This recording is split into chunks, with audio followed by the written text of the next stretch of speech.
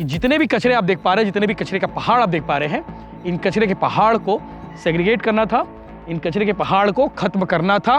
जितने भी पहाड़ इन्होंने बना रखे हैं, इस जगह को साफ करना था। 2016 से लेकर 2024 में हम खड़े हैं और मुझे लगता है कि जितने भी सेग्रीगेशन सेंटर बनाए गए थे, वो सारे सेग्रीगेशन सेंटरों का हाल बेहाल है। एक आध दो को छोड़ दे तो सब के सब बंद पड़े हैं। आप देखिए, इतना सुंदर जगह हो सकता है, नीलगिरी के बहुत सारे पेड़ लगे हैं, ये नर्सरी के रूप में इसे डेवलप किया गया था, यहाँ पे बढ़िया तालाब है, लेकिन इस कचरे ने सब सत्यानाश करके रख दिया। ये भिलाई की वो तस्वीर है जिसे आज तक मुझे लगता है आपने नहीं देखा होगा।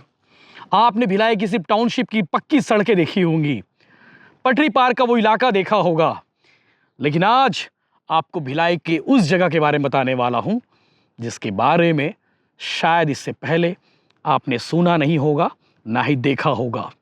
आपको लगेगा कि ये कोई मुंबई का वो इलाका है जहां पे कचरों को डंप किया जाता है। आपको लगेगा दिल्ली का वो इलाका जहां पे कचरे इकट्ठा किए जाते हैं, जिसके बारे में आपने खूब सुना होगा, जिसके बारे में आपने खूब देखा होगा नेशनल मीडिया पे। आज वही तस्वीर मैं आपको दिखाने के लिए पहुंच चुका हूं, भिलाई के उस जगह पर जहां पे पूरे शहर का कचरा डंप किया जाता है। घासीदास नगर में मौजूद हूं। ये वाला इलाका जामुल पड़ता है और ये इलाका जहां मैं खड़ा हूं ये भिलाई है, और पूरे शहर का कचरा इकट्ठा करके यहां लाया जाता है। नियमता तो कचरों का ढेर इकट्ठा करना नहीं है, डंप करना का नहीं है, आपको कचरों को सेग्रीगेट करने का है। लेकिन आप देख सकते हैं मेरे पीछे कचरों का ढेर है, बहुत स्मेल भी आ रही है, बदबू आ रही है, लेकिन ये जगह भी दिखानी जरूरी थी, इसके बारे में बताना भी जरूरी था कि आखिर है क्या। 2016 से सॉलिड वेस्ट मैनेजमेंट लागू हो चुका है देश भर में, सिर्फ भिलाई में लागू नहीं हुआ, देश भर में।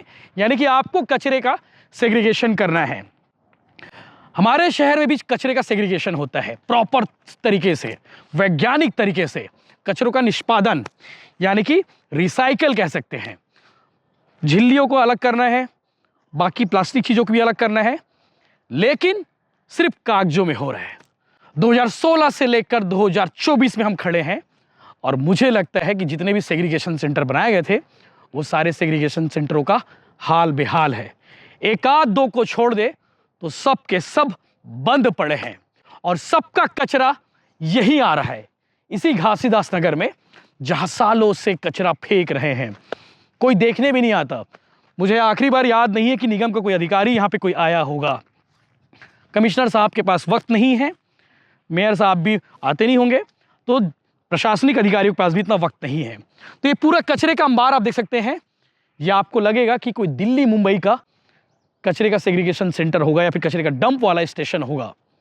ये भिलाई का घासीदास नगर है जहां पे सालों से कचरा डंप किया जाए, सालों से।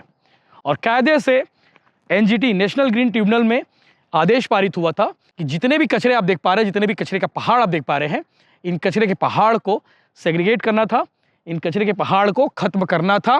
जितने भी पहाड़ इन्होंने बना रखे हैं, इस जगह को साफ करना था।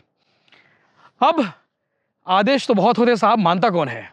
नगर निगम भिलाई ने भी आदेश नहीं माना और चोरी छुपे इस जगह को कचरे का ढेर वाला पहाड़ बना दिया। आप देख सकते हैं कितने, मेरी नजर जहां तक जा रही है वहां तक पूरे कचरे ही कचरे नजर आएंगे आपको। आप ड्रोन के माध्यम से हम कल कोशिश करेंगे, दिखाएंगे आपको।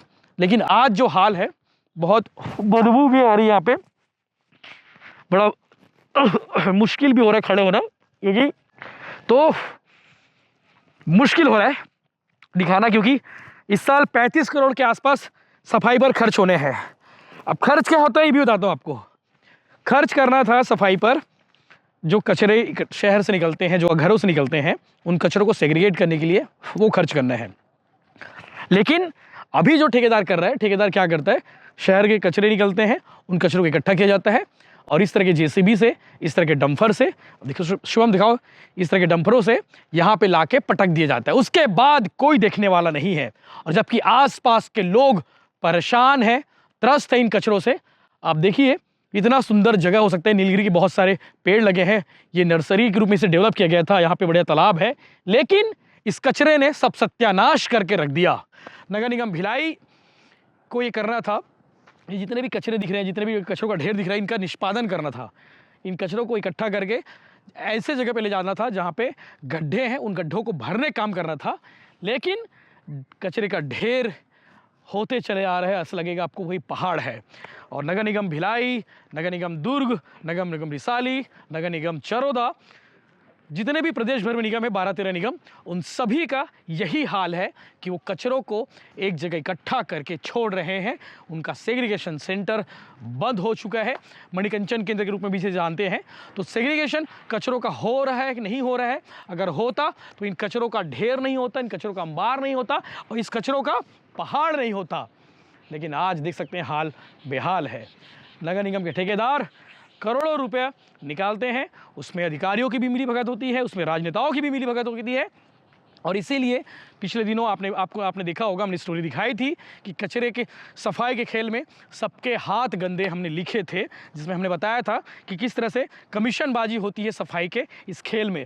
पूरा आप देख सकते हैं कि कचरे का ढेर है, आपको लगेगा कोई पहाड़ है, नेचुरल पहाड़ है, लेकिन ये नेचुरल तरीके से नहीं, लोगों द्वारा कचरे का पहाड़ बना दिया गया है नगर निगम भिलाई द्वारा। इस मामले को लेकर पिछले दिनों, पिछले कार्यकाल में भाजपा पार्षद पीयूष मिश्रा वो एनजीटी गए थे। उन्होंने यही आपत्ति दर्ज की थी कि जितने भी कचरे का आप पहाड़ देख पा रहे हैं, ये जो कचरे का पहाड़ है, ये कचरे का पहाड़ होना नहीं चाहिए था। कचरे का निष्पादन करना था, कचरे का सेग्रीगेशन करना था। लेकिन निगम के अधिकारियों ने ठीक विपरीत किया, कचरे का सेग्रीगेशन छोड़ के, और आज भी सेग्रीगेशन सेंटर चालू हैं। कचरे का सेग्रीगेशन होता है सिर्फ और सिर्फ कागजों में, क्योंकि अगर सेग्रीगेशन होता तो ये पहाड़ नहीं होता। ये मैं बार बार कह रहा हूँ। इस पर लगातार हम डिटेल स्टोरी दिखाते रहेंगे। आगे आपको इसकी पूरी सीरीज़ देखने को मिलेगी।